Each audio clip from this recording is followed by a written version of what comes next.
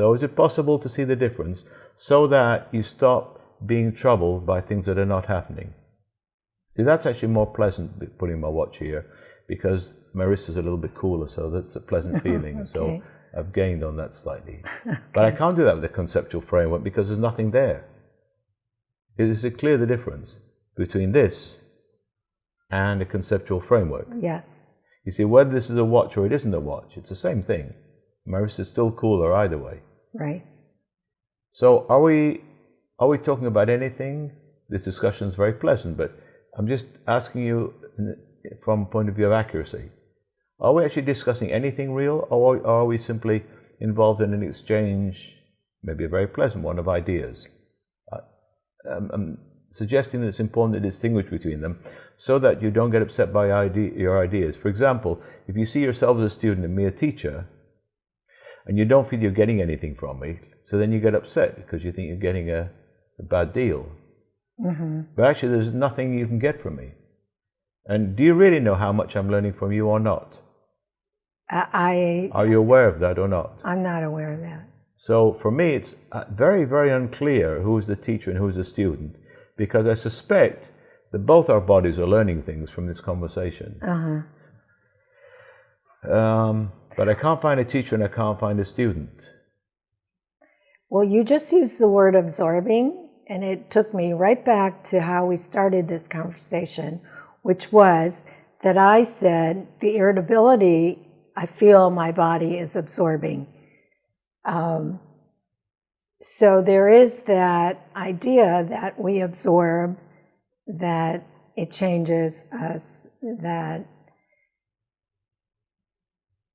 it, for me anyway, it stays with me. I don't think that kind of irritability stays with you. And so my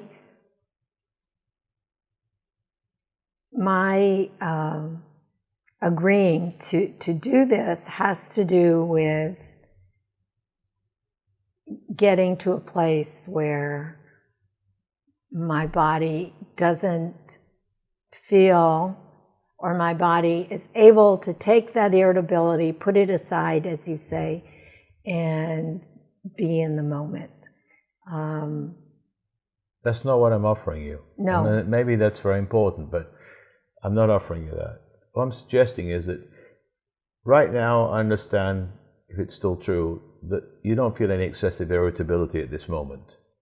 This is a relatively peaceful moment. Is that still approximately true? Well, I'm kind of getting a little irritated, not at you necessarily, but that I feel the conversation, my brain, it is complex.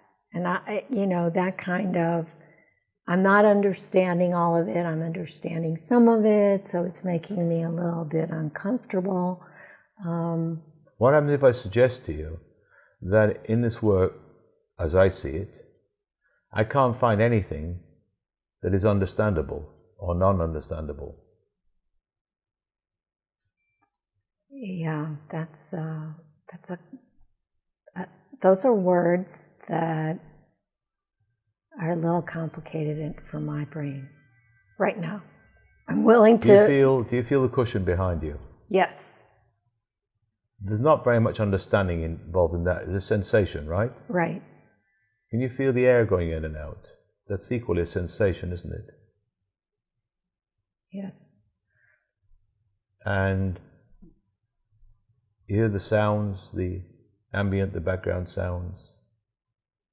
You're aware of whatever feeling there is about what's going on between us. Complex feelings, can't really maybe get a word for it, but it's there. This sort of human interaction going on.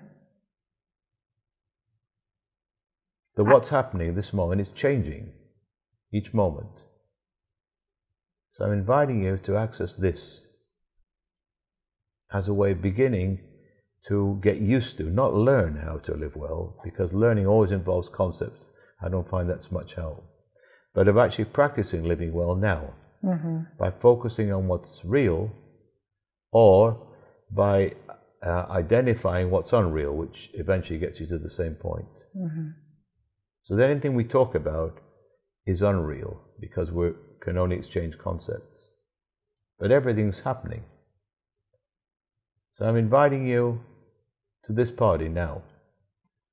That's good, because you made me aware of the cushion and my breathing, which I wasn't aware of before you used those words. So that helps me understand. What I'm inviting you to is a place where you're aware also of the awareness, or non-awareness, as it comes and goes. Mm-hmm. That's also not under our control.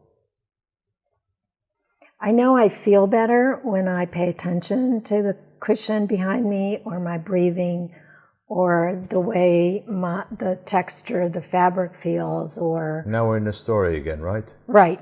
We're definitely in the story. I'm describing to you. Right now, so the story's here.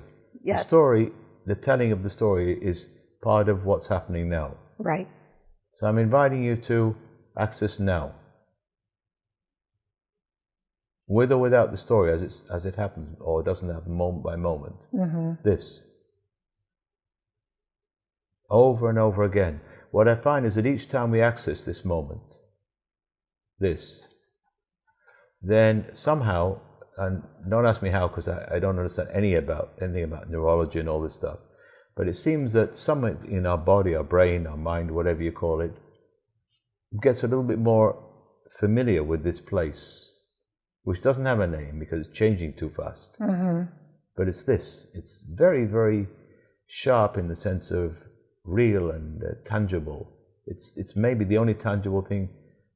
All the sort of sum total of what I call my experience at this moment. Every time that I access it, it seems to become a slightly deeper habit. So what I'm offering you, if anything, is not an understanding, because you have plenty of those anyway, and I don't find they necessarily help to find a sort of deep peace, but rather the awareness of what's going on now. And I don't have a word for that, because between the beginning and the end, the sentences changed 1,000 times. Mm-hmm. There's this and this. This is gone, but now there's a new this. And so I get used to it. So this work is done, as far as I've been able to find out, by simply touching it over and over and over again, and somehow your body begins to get familiar with it, until, like a homing pigeon, you find you sort of naturally come back to this place of total rest and peace and happiness, in the sense that there's nothing there that can disturb you. So I'm talking about a peace which is so deep, and a calm which is so deep, that it's actually independent of whether there's peace and calm or not. Just this. So the work for me is introducing you, or pointing out over and over again this, from the understanding maybe that in reality, if I'm really, really rigorous about it, I'm not sure I can find anything real beyond that. Whether this is real or not, I leave to the philosophers. But certainly all the rest seems to be either memories or opinions or expectations of one mm-hmm. sort or another. Mm-hmm. Well, I know this is, okay. That makes sense to me. I know that there is no sense in it, but I feel like we've just come full circle, and we've reached a point where, for me, however I'm built or made up, or whatever my brain is, my thoughts, what you just described is what I needed to hear.